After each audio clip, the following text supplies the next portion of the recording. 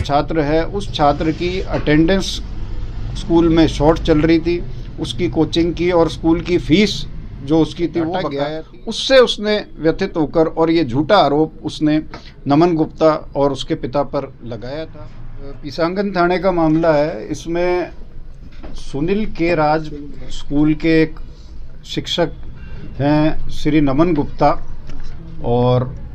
उनके ऊपर एक 12वीं कक्षा के एक छात्र बालक द्वारा, जो कि जुवेनाइल था, बालक द्वारा उसके अंदर एक नाबालिग ने यह आरोप लगाया था कि उनके द्वारा कोई उस बालक के साथ एक गलत हरकत करी गई, और उक्त आदि आरोप के अंदर वहाँ पर न्यायालय के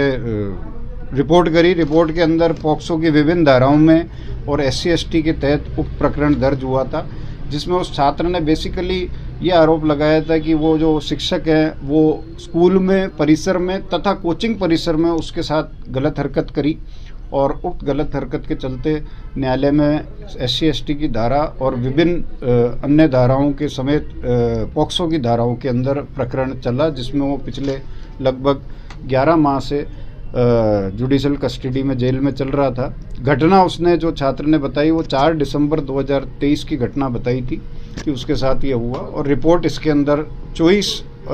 दिसंबर 2023 को दर्ज की थी। इसमें जो हमारे द्वारा बचाव लिया गया वो बचाव ये था कि जो तत्कथित छात्र है उस छात्र की अटेंडेंस स्कूल में शॉर्ट चल रही थी, उसकी कोचिंग की और स्कूल की फीस जो उसकी थी वो बकाया थी, जिसके संबंध में नमन गुप्ता और स्कूल के जो संचालक, जो नमन गुप्ता के पिता ही हैं सुनील के राज के, उनके द्वारा उसको रोका टोका गया और उसके पिता को इस संबंध में शिकायत करी गई, बकाया फीस की मांग करी गई।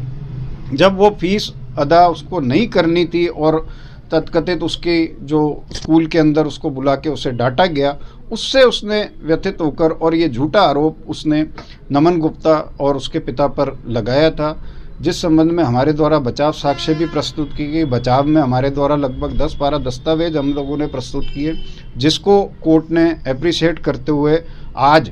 पॉक्सो 2 न्यायालय के न्यायाधीश श्री रंजन सिंह द्वारा उक्त प्रकरण में साक्ष्य के अभाव में और प्रोसिक्यूशन हमारे विरुद्ध मुकदमा साबित नहीं कर पाया आदि आधार पर उसको बरी करने के आदेश पारित हुए। गुरप्रीत सिंह सोढ़ी, एडवोकेट।